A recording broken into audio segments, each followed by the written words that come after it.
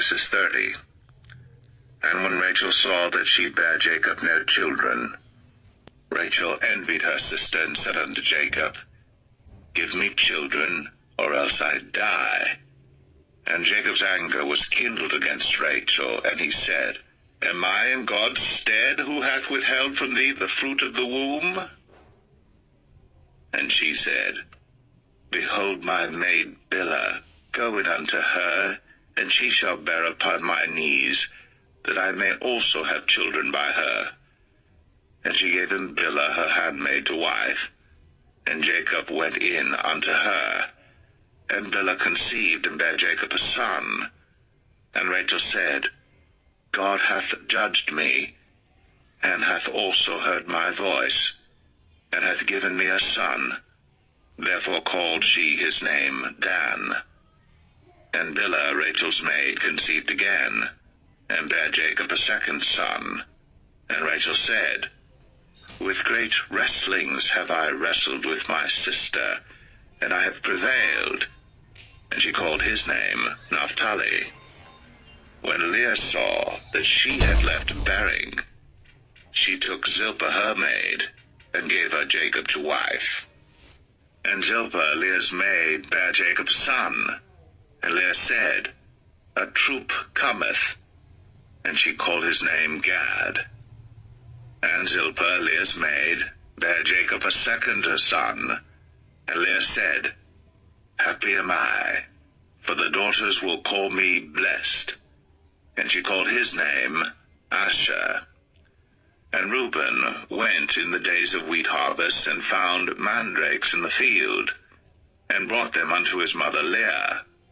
Then Rachel said to Leah, Give me, I pray thee, of thy son's mandrakes. And she said unto her, Is it a small matter that thou hast taken my husband? And wouldst thou take away my son's mandrakes also? And Rachel said, Therefore he shall lie with thee tonight, for thy son's mandrakes. And Jacob came out of the field in the evening, and Leah went out to meet him, and said, Thou must come in unto me, for surely I have hired thee with my son's mandrakes. And he lay with her that night.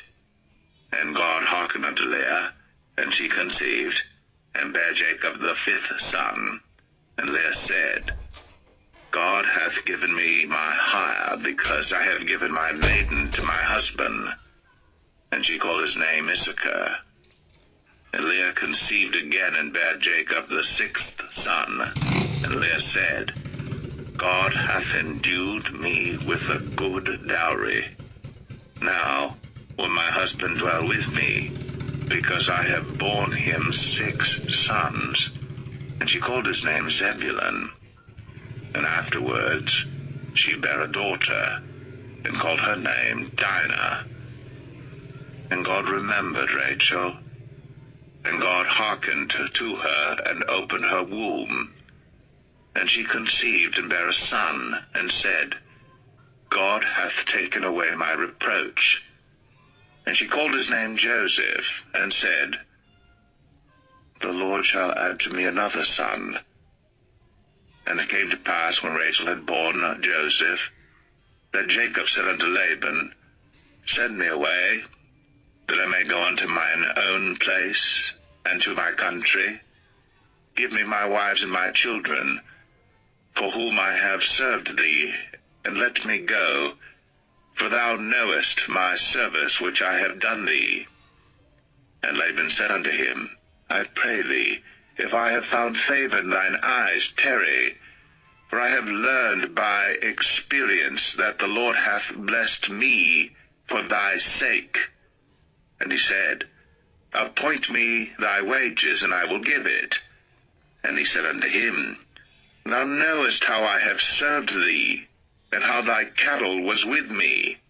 For it was little which thou hadst before I came, and it is now increased unto a multitude. And the Lord hath blessed thee since my coming. And now, when shall I provide for mine own house also? And he said, What shall I give thee? And Jacob said, Thou shalt not give me anything. If thou wilt do this thing for me, I will again feed and keep thy flock. I will pass through all thy flock today, removing from thence all the speckled and spotted cattle, and all the brown cattle among the sheep, and the spotted and speckled among the goats, and of such shall be my hire. So shall my righteousness answer for me in time to come, when it shall come for my hire before thy face, every one that is not speckled and spotted among the goats, and brown among the sheep, that shall be counted stolen with me. And Laban said, Behold, I would it might be according to thy word. And he removed that day the he-goats that were ring-straked and spotted, and all the she-goats that were speckled and spotted, and every one that had some white in it, and all the brown among the sheep, and gave them into the hand of his sons. And he set 3 days' journey betwixt himself and Jacob fed the rest of Laban's flocks. And Jacob took him rods of green poplar, and of the hazel and chestnut tree, and pilled white strakes in them, and made the white appear which was in the rods. And he set the rods which he had pilled before the flocks in the gutters, in the watering troughs, when the flocks came to drink, that they should conceive when they came to drink. And the flocks conceived before the rods, and brought forth cattle ring-straked, speckled, and spotted.